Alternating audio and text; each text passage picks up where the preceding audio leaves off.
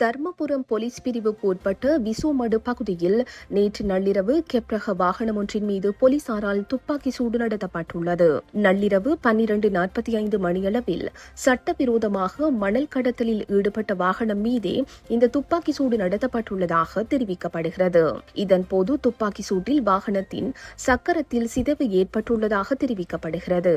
அதே நேரம் குறித்த கெப்ரக வாகனத்தின் உரிமையாளரால் கடந்த வாரம் டிப்பர் வாகனத்தில் மண் கொண்டு செல்லப்பட்ட போது தருமபுரம் போலீசாரால் துப்பாக்கி சூடு நடத்தப்பட்டதாக கூறப்படுகிறது. இந்நிலையில் இந்த சம்பவம் தொடர்பான மேலதிக தகவல்கள் எதுவும் இதுவரை வெளியாகவில்லை.